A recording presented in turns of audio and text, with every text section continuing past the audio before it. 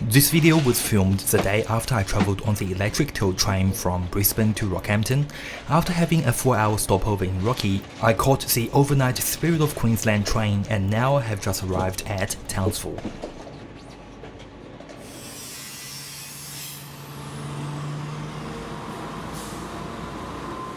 The Cairns-bound Spirit of Queensland offers great connection time with the Inlander. The train arrives Townsville at 9:38 in the morning, the Inlander departs at 12:30. When I booked the ticket over the phone, the staff at the call centre reminded me to pack some food for myself. We will find out the reason later. So this 3-hour transit time is very useful. I was able to have a brunch in the city and get ready for the upcoming 21-hour journey. Hello and welcome to Townsville in North Queensland. I just caught the Spirit of Queensland train from Rockhampton overnight, and this afternoon I'm going to catch the Inlander train to Mount Isa. 21 hours in economy class seat. It's gonna be an interesting trip. Let's go. Townsville station is located on the North Coast Railway line from Brisbane to Cairns. It is also the starting point for the Great Northern Railway to Mount Isa. The station is served by Spirit of Queensland 5 times a week and the Inlander service twice a week. This station was opened in 2003. It replaced the old Townsville station on Flinders Street in order to better accommodate the new diesel tilt train service at that time. Just like all the other Queensland Rail's long-distance services, each passenger travelling on the Inlander is allowed to check in one luggage no more than 20 kilos in weight and less than 180 linear centimeters in size. Check-in opens 1 hour before departure and closes 30 minutes prior. If you don't wish to check in your luggage, you can carry one suitcase on board with you. The same weight and size limit applies. Subject to availability, any excess luggage can be purchased at $15 per item. Good afternoon customers, the Inlander service is being pushed back onto the platform. Customers, please note this service will not be available for boarding. Please wait for a boarding announcement. Thank you.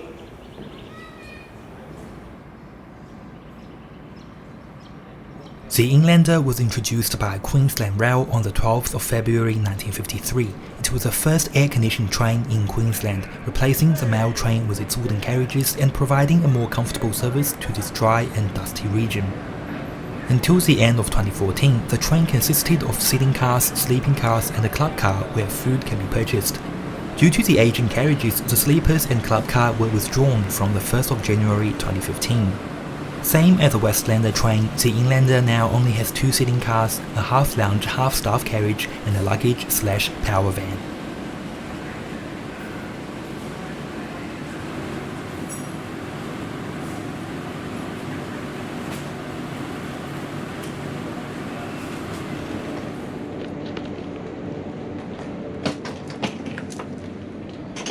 The train actually arrived a bit later today. Boarding only commenced 8 minutes before departure, therefore it didn't give me much time to film the carriages. Here's a quick tour. This is car A. If you didn't check in your luggage, you can leave them here.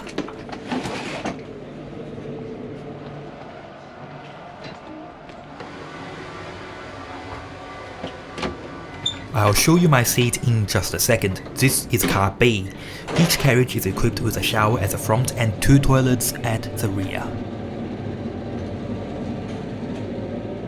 You can see no one is sitting in car B. This is because car B is a backup carriage. It is only used when there's an air conditioning failure in car A or when car A is fully booked.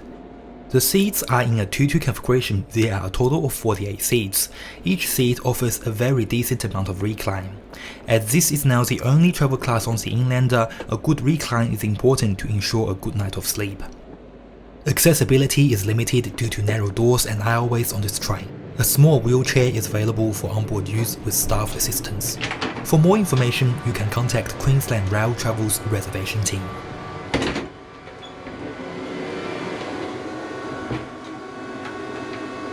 The toilets on board look like this. There's a hand dryer, a needle disposal box, a bin, a sink and a hand wash dispenser. Unfortunately, I don't think there's an accessible toilet on this train.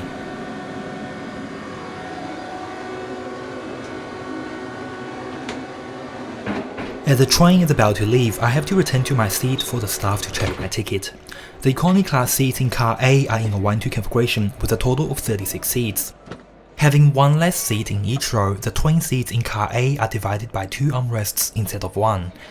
The aisle is also wider, but I think the seat pitch and the seat width are the same as those in Car B. The windows on this train are rectangular shaped. Each window seat gets 50% of the window. To block the light, the carriages adopted window blinds instead of curtains. There's only one set of blinds for each window. It could easily trigger a blinds war if one person wants the blinds to be down and the other wants them to be up. Fortunately, the person in front of me didn't care about me rolling up the blinds. We're moving.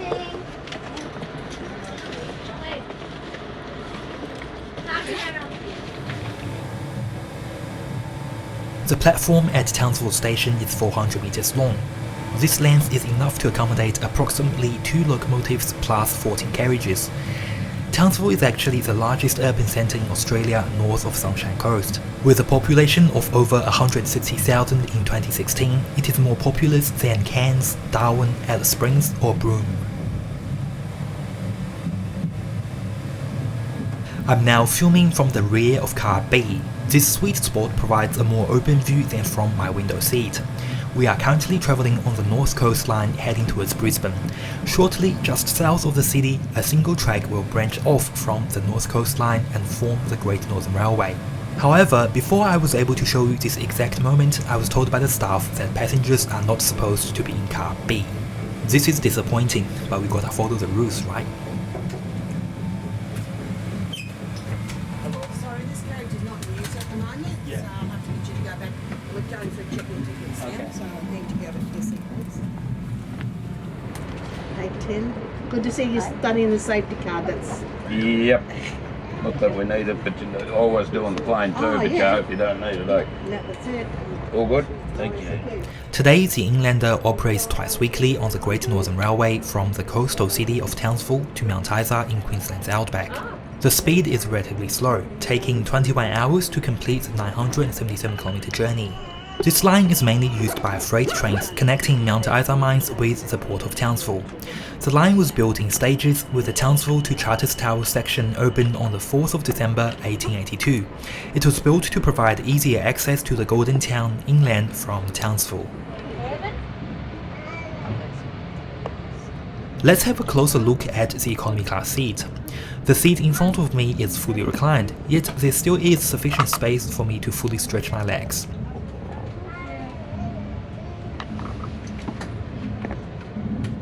There's no headrest at the front of the seat, but the high back seating and the thicker and softer cushions have made it more comfortable than the Spirit of Queensland premium economy seats in my opinion. There's a large and stable tray table behind each seat. When the table is put down, the leg space is halved.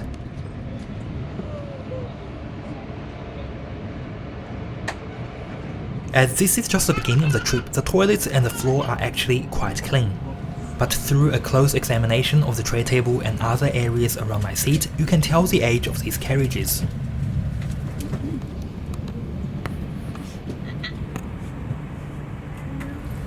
There's a retractable footrest behind the seat. Since I have long legs, I prefer not to use it. Above each seat, there's an individually controlled reading light for you to use at night. My sister's trainer signed her. Gave her the paperwork to say that she's now moving to her. In the seat pocket, you can find a safety booklet, an entertainment guide which updates every 3 months, and an onboard menu. There are 2 TV screens at the front of the carriage. They were not in use during this 21-hour journey. However, subject to availability, you can borrow a tablet from the staff free of charge. I didn't know I could rent one when I was on this train. According to the entertainment guide, the tablet should offer a good selection of movies and TV shows. The entertainment guide also has a few word games that you can play to kill the time. Moving on to the onboard menu. Since the retirement of the club car in 2015, the Inlander doesn't have a kitchen on board anymore. Instead, a complimentary snack pack is provided to your seat at mealtimes. If you feel peckish, the onboard menu offers a very limited selection of cold snacks. If you compare this menu with the menu on the Spirit of Queensland, you can see how small the Inlander menu is.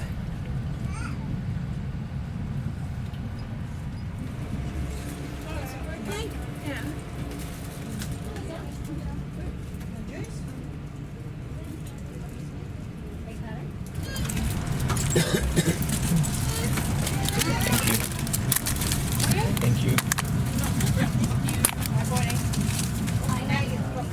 Not long after we left Townsville, lunch was served. It includes a sandwich, a fruitcake slice, and a carton of orange juice.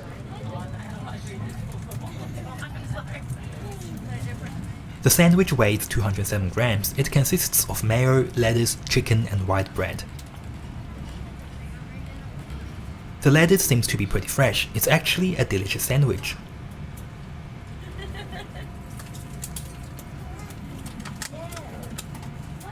So I'll be serving the tea or coffee throughout the journey. Okay? And this evening after Pentland, you'll get another snack pack for dinner tonight. And for those customers that are coming through to Mount Isa, after the curry in the morning, you'll get a breakfast pack.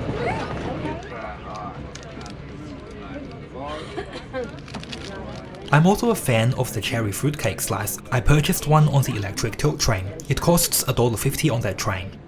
The slice tastes like banana bread, but of course the main fruit in the slice is cherry. I did quite enjoy it.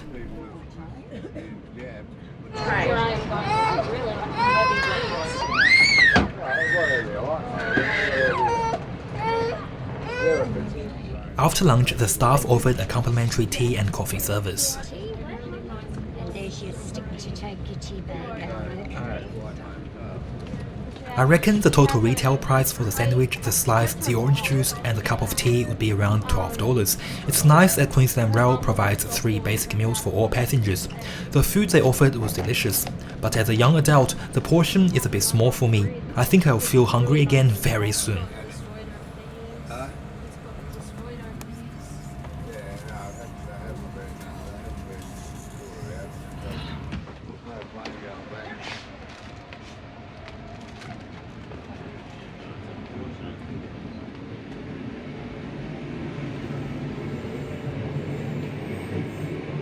The carriage before car A is a lounge/staff car.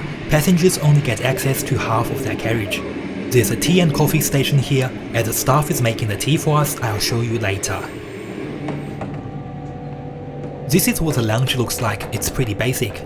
Same as the Westlander, the lounge has 8 fixed chairs and 6 fixed tables. The other half of the lounge car is the staff rest area, which includes several private cabins with a single bed in each cabin. The lounge closes at 9 PM and it reopens at 7 the next morning. There's a snack menu attached to the wall. A staff call button is placed next to the entrance of the staff cabin, but you can only use it in the event of an emergency. So if you want to purchase any snack, you'll have to wait until staff to come out from their rest area.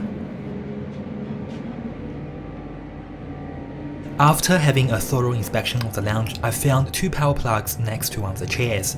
This has certainly added some light to my 21-hour-long journey. At least I know I can charge my devices now.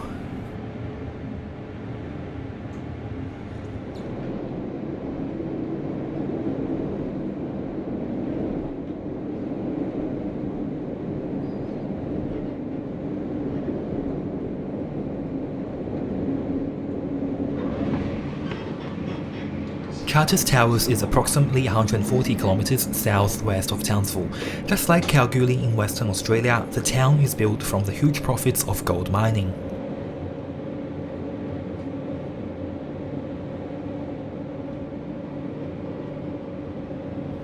I'm travelling during Queensland's school holiday. Car A is pretty full. Many people use the Inlander to travel between Townsville and Duchess Towers. Around 25% of the passengers got off at this station. As we will be here for 10 minutes, I decided to walk to the front of the train to check out the locomotive.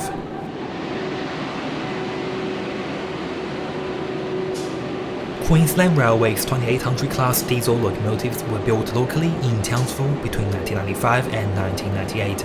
They are the only double-ended diesel-electric locomotives have been built for Queensland Rail.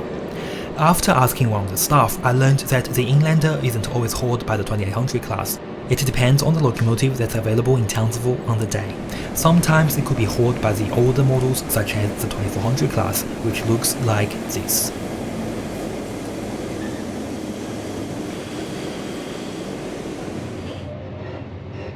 Welcome back to the lounge car. This video was filmed 2 days after I went on the Westlander from Toowoomba to Brisbane. It's interesting to see that due to COVID restrictions, I wasn't allowed to make my own tea on this train. The staff have to make it for me, but on the Westlander it was completely self-service. The lounge car is a sanctuary on this train. I spent most of my afternoon sitting in here. It's not only because I get to charge my devices, but it is also a lot quieter than sitting in car A, as the staff discourage children to come here. The seat is very comfortable and I get pretty much unlimited legroom. Being a transportation nerd, I love looking at route maps. This lounge features a detailed map of the current Queensland Rail Travel's long-distance train services. Approximately 29 hours ago, I commenced my trip at Brisbane Roma Street Station in southeast Queensland. In the next 17 hours, at 9:35 in the morning, I'll be arriving at the northwestern part of the state. It's not cheap to maintain a passenger railway line in Australia due to small population and large distance between each town. I'm really impressed and I really appreciate that Queensland still maintains an extensive passenger railway network to this day.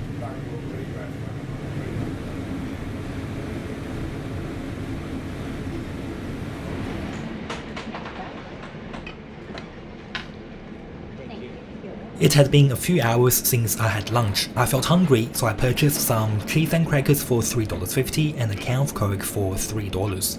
It's good to see that the Coke was nice and cold. Since we departed Townsville, the track has been mostly parallel to A6 Flinders Highway. The scenery in the past 5 hours did not change much. All I could see were bushes and trees. Pentland was established in the 1850s. It was a critical rail junction in that period. The discovery of gold, followed by the rise of the timber and cattle industries, assisted in maintaining the township's early thriving position. Today it is served as a stopping point for people travelling from Mount Isa to Townsville with an estimated population of around 300. As no one intended to get on or get off, the train did not stop.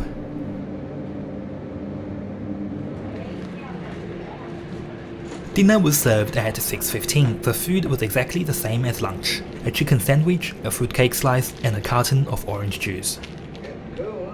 Same thing. As the travel agent told me to bring some extra food to consume on board, I came prepared.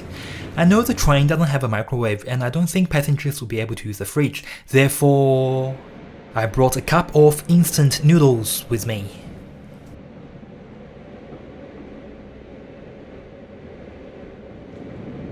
I haven't had instant noodles for years because they are inferior and they aren't really tasty, but now I feel amazing to be able to have something hot and filling in the middle of the evening. Very satisfactory. Let me insert an advertisement here. Asians make the best instant noodles. After dinner, the staff offered a fresh pack and pear. As I just had the greasy and unhealthy noodles, the pear is perfect for me to freshen my breath and make me feel healthier.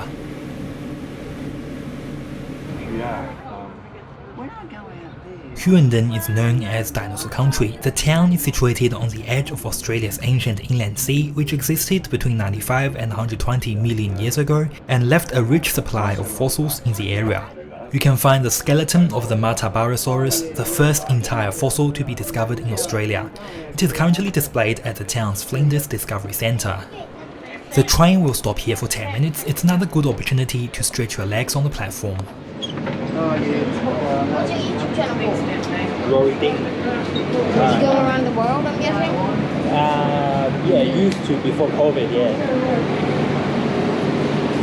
Like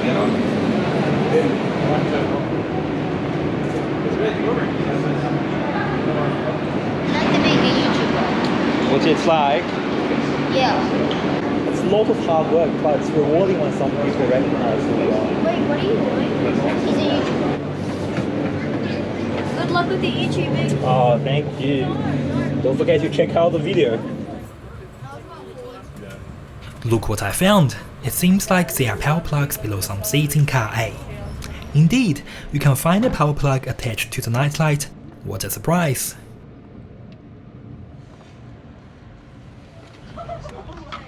Lights will be dimmed at 9:15. As the carriage is no longer full, I moved to a twin seat hoping to sleep better. The window seats on the left-hand side of the train seem to be the best at night. They are away from the corridor, so you are less likely to be disturbed by other people walking to the toilet at night. It would be really nice if the armrests could be lifted up. Unfortunately, due to the way they are designed, these armrests are fixed. Just like all the other overnight trains, the night lights and the emergency exit lights need to be remain on at all times. Unless you are confident that you can normally fall asleep with the light on, when you book the ticket, make sure you don't get the first or the last row of the carriage. Thankfully, as the train is not full, everyone just moves to their own favorite seats in order to get a good sleep. I actually didn't expect myself to be able to sleep well on this train. Quite the opposite though, I fell asleep just before 10 PM and didn't wake up until 5 the next morning. I'm not sure if it was because I had been travelling for over 34 hours and my body was just tired, but I found these seats to be much more comfortable to sleep in than those economy class seats on a wide-body aircraft or the premium economy seats on the Spirit of Queensland. These seats are softer, wider, have much better recline, therefore I was able to find a comfortable position and fall asleep easily.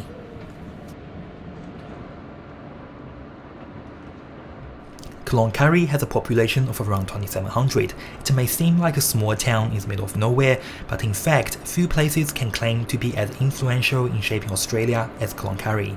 This is the birthplace of the Royal Flying Doctor Service, which is a non-profit organisation that provides emergency and primary healthcare services for those living in rural and remote areas across Australia. Cloncurry is also the destination of the first ever Qantas flight on the 2nd of November 1922 from Longreach to Cloncurry. Just for your information, Qantas is the largest airline and the flag carrier of Australia. Today, the population of this town mainly consists of miners, as there are 11 working mines in this area.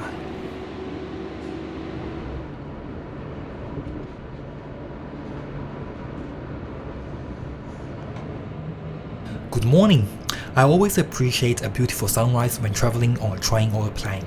The 21-hour journey now only has 3 hours left.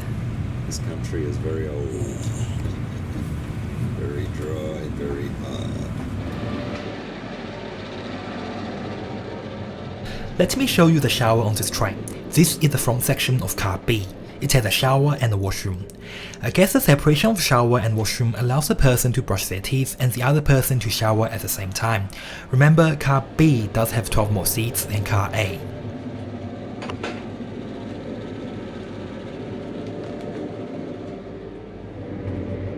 This is the shower. There are 5 hooks to hang your clothes and towel. The shower head cannot be taken down, but we can slightly adjust its position. Body wash is provided. Despite being an old train, the water pressure is good and consistent. It's probably bigger than the shower in my house.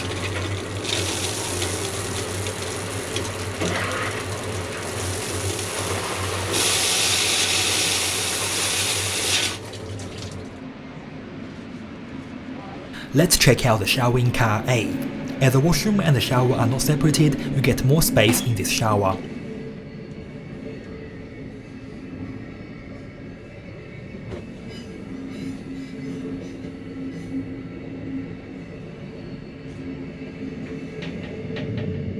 The water pressure is as good as one in car B. The only downside is that there's a small step to get into the shower. As a result of that, I think I'm a bit too tall to be able to comfortably shower in here.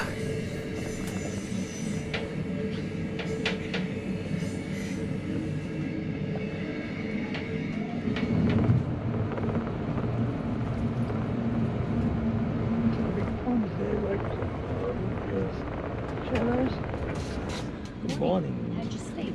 Pretty good actually. It's a bit cold in the outback. Bit cold, Yeah. yeah. It gets cold out here. Absolutely. Thank you. Breakfast was served at 7:30, that's 11 hours after dinner, so once again, make sure you pack some snacks with you. For the main, you can choose from cornflakes, Just Right or muesli. A cup of tea or coffee with a fruit was served shortly after. The portion of the breakfast is once again a bit light for me. Technically, all I had were 3 different types of liquids and some cornflakes that aren't even enough to fill my mouth. I think providing a muffin or a banana bread on top of the cereals would be greatly appreciated. The section before we arrive into Duchess is very scenic. The sun projecting on the hills made the surroundings look really red. Welcome to the outback. The distance between Cloncurry and Mount Isa by road is 120 kilometers, but by rail is 200. This is due to a detour to Duchess. There is a complex history on the construction of the railway lines in this area. The short answer is the line was firstly extended to Duchess in 1912. In 1923, vast silver and lead deposits were discovered at Mount Isa. For the mining company there was an urgent need to connect rail to the area. As Duchess is only 87 kilometers away but Cloncurry is 121 kilometers away, to save construction cost, instead of having a direct line from Cloncurry, a railway line was extended from Duchess to Mount Isa in 1929. This 21-hour inlander experience definitely wasn't as bad as I thought it would be. The carriage was a bit crowded at the beginning. There were 24 people boarded the service in Townsville, but many got off at Charters Towers, Hughenden and Richmond. By the time we got to Cloncurry, there were only 9 people on board, so it was mostly a peaceful ride. The only complaint I could have is the food on board. However, if you pack something with you, it shouldn't be a huge problem. There were many staff on board this train, but the passengers had the most interaction with one staff. She has been working at Queensland Rail for 27 years. She is very chilled, easy to approach, and I can tell that she really loves her job. I think she has greatly enhanced my experience on this service. Good morning everyone. Shortly this service will be arriving at Mount Isa station, where the platform is on the right hand side in direction of travel. The inlander provides a crucial railway link which connects many regional towns together. I know it is sad that the sleeper carriages are no longer available on this service. Let me bring you some good news. On the 16th of June 2021, a $1 million business case was announced by the state government to investigate replacement of the Westlander, the Spirit of the Outback and the Inlander services.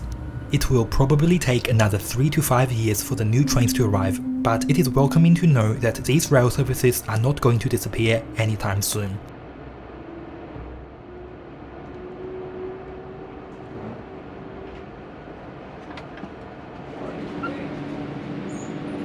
Mount Isa is an important mining town in Queensland. Its importance is no less than Broken Hill in New South Wales or Olympic Dam in South Australia. The extension of the Great Northern Railway to Mount Isa provides a critical link for the town to eastern seaboard. It enabled Mount Isa mine to become one of the world's most successful operations that continues to this day. Thank you so much for watching this video. If you find it interesting, please don't forget to hit the like button and subscribe to my channel for more train and flight reviews. See you all in my next video.